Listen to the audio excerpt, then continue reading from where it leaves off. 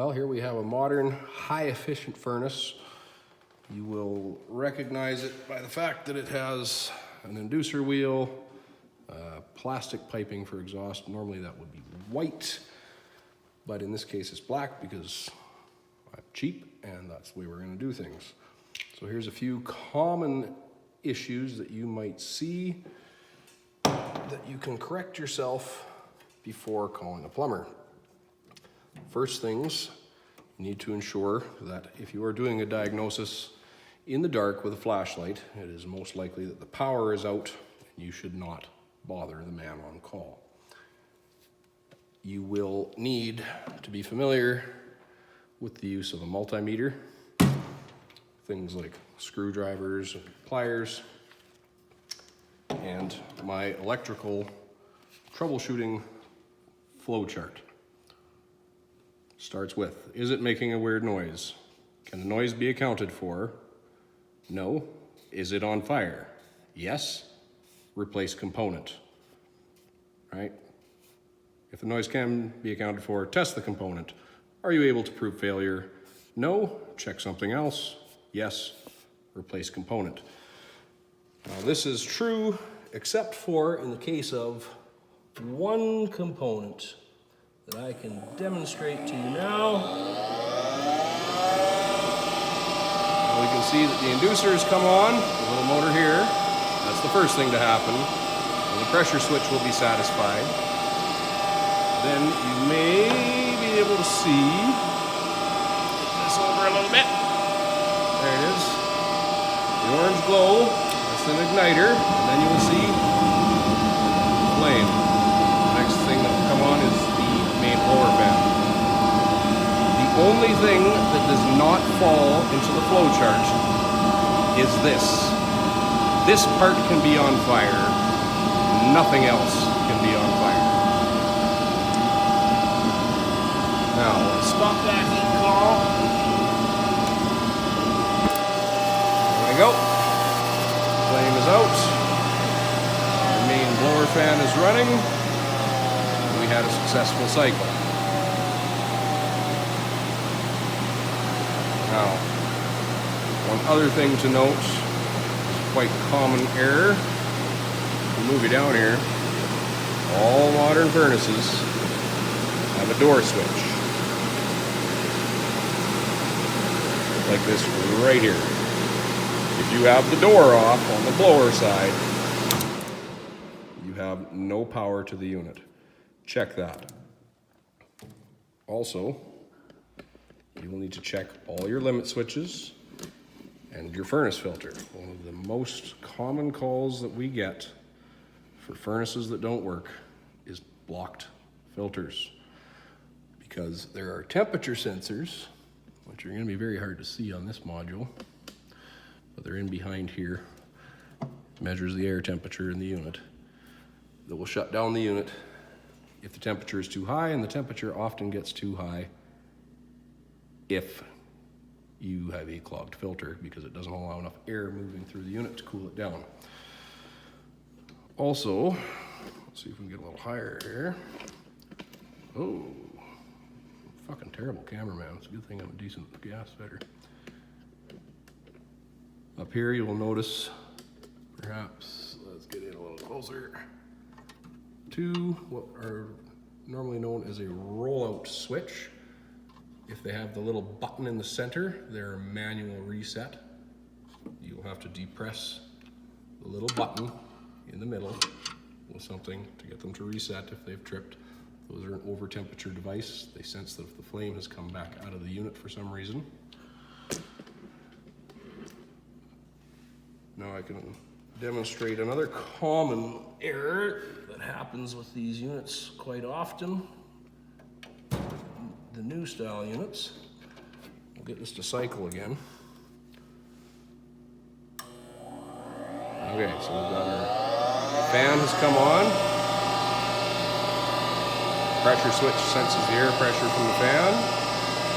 If you get a pressure switch code, that's quite often wrong. It's just one of these tubes is plugged, or the condensate drain is plugged, or the fan itself is not working, or you have an error like this, where you have everything working, and then suddenly everything is not working.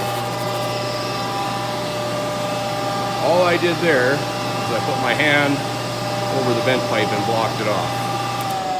That is quite commonly caused by frost closure. You'll have to find the pipe on the outside of the house and make sure that the intake and exhaust pipes are not plugged. Short of that, using a multimeter, we can test every component on here to see if they are indeed working. Because the little flashing light on the bottom on the LED will tell you all kinds of lies about what is actually happening with the unit. So let's get this about there on that magnet hole.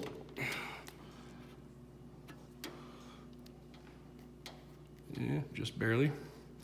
So to tell if a switch is open or closed, by putting the one lead on the ground on the frame, you can simply probe each side, and we can see that I have 28 volts on that side of the switch and 28 volts on the other side, and we can go through each switch the same way. As long as you have 28 volts to ground on both sides, then the switch is closed and it is operating correctly. If one side does not have 28 volts, then that switch has been tripped and is either faulty, which is not likely the case. It is much more likely that you actually have an over temperature issue that you need to correct. Like people like to close all their vents for some reason. Now another thing you might run into is flame failure. This, oh, let's put that on the right terminal, dummy. On you go. Now, we're gonna see a trial for ignition here, momentarily. We can also test the pressure switch now that it's closed. We should have 28 volts on both sides. So we know the pressure switch is activated, because the fan is working and the vents aren't blocked. We have the igniter going, we have flame, and the flame went out. Why did the flame go out? Well, a very keen observer may have noticed that I removed a wire. This wire is for the flame sensor, which every new unit that you run into is going to have on it. And they're different shapes and mounted in different places, but they have taken the place of a thermocouple in the new units for proving that flame is present. This is the particular flame sensor for this unit. They actually pass current through the ground, through the flame, and to this rod, and that sends a signal back to the computer board to tell the computer that a flame is present so that it doesn't fill your house with gas that is not being burned, creating a dangerous situation. Now, when you see a flame sensor in this condition, now obviously this one was working, but you will note that it has a lot of corrosion on it. Get yourself a little bit of emery cloth or steel wool or sandpaper or whatever else you might find that is abrasive and clean. And we clean that off.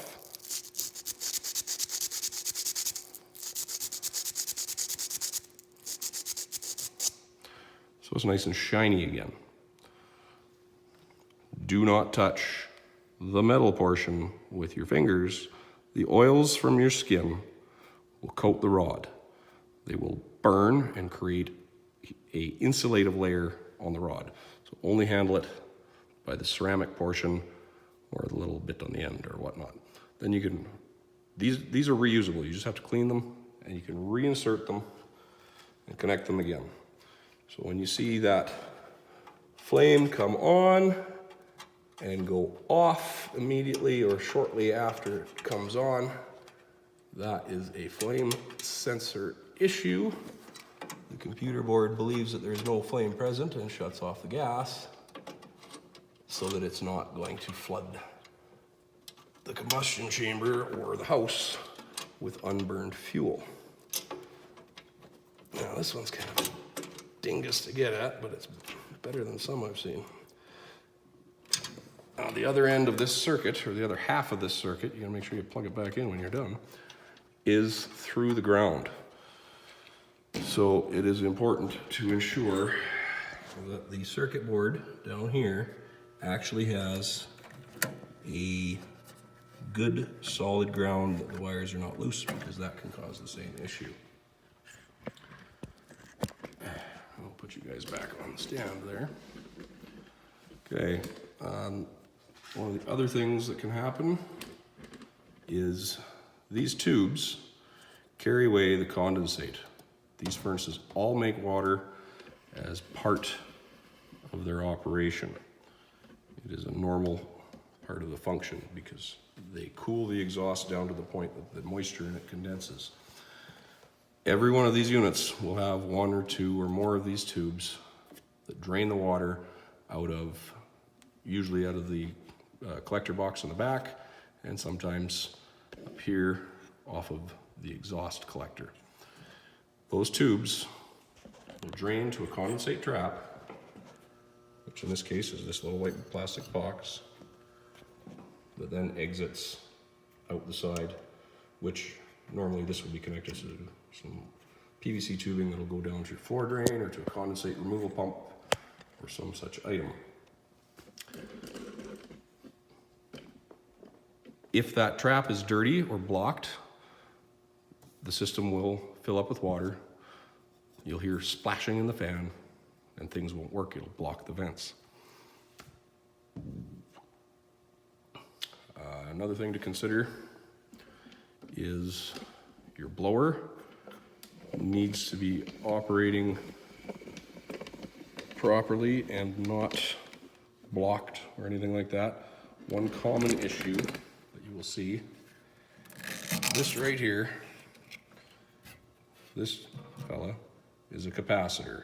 It helps your motor get going. You will notice that if we try to start the fan without the capacitor,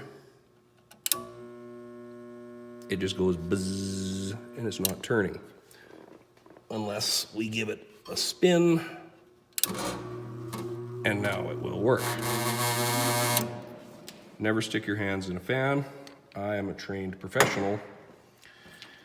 If you are in doubt as to whether or not your capacitor is working properly, or if your motor is blown, you can use your multimeter.